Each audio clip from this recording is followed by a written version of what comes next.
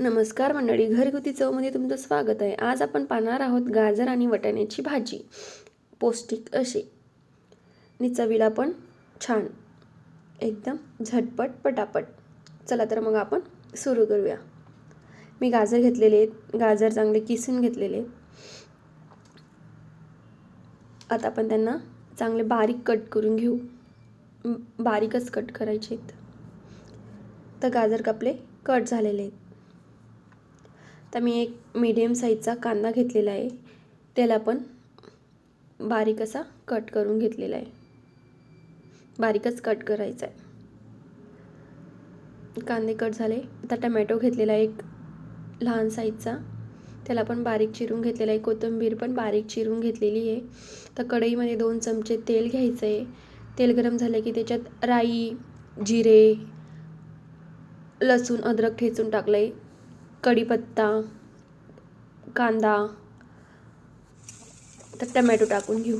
आता चवीनुसार मीठ टाकून घेऊ, म्हणजे आपले टमॅटो शिजून जातील. आता आपण त्यांना थोडंसं 1 मिनटं झाकून घेऊ, 1-2 मिनटं, म्हणजे आपले टमॅटो मऊ होतील. आता त्याच्यात आपण हळद, तिखट, धनेपूड, आता आपण जे गाजर आणि वाटाणे आहे ते आपण टाकून घेऊ. त्यांना 5 मिनटं वाफ देऊ. आता गरम 1 ग्लास पाणी घेतलेलं आहे मी. तर आपण त्यांना वरून कोथिंबीर तर झाकून 5-10 मिनटं मंद आचेवर शिजू द्यायचे आहेत. अधूनमधून चेक करत राहायचं.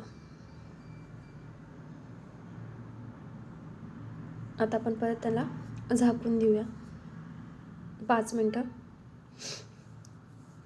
चवीला पण छान लागते ही भाजी, एकदा नक्की करून बघा. आता आपण बघून घेऊ भाजी. अजून 5 मिनटं राहिले की शिजेल ती. मी चेक केलं होतं, अजून थोडंसं बाकी शिजायचं. बघू शकता किती छान दिसते. दिसायला जसं छान दिसते, खायला पण तशीच छान लागते.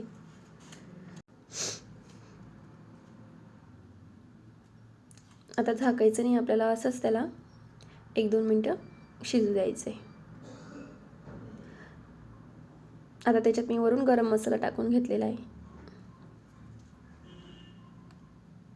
त्याला पण चांगलं परतून घ्यायचं.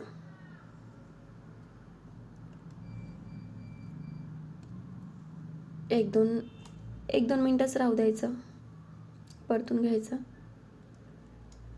तर वरून थोडीशी कोथिंबीर.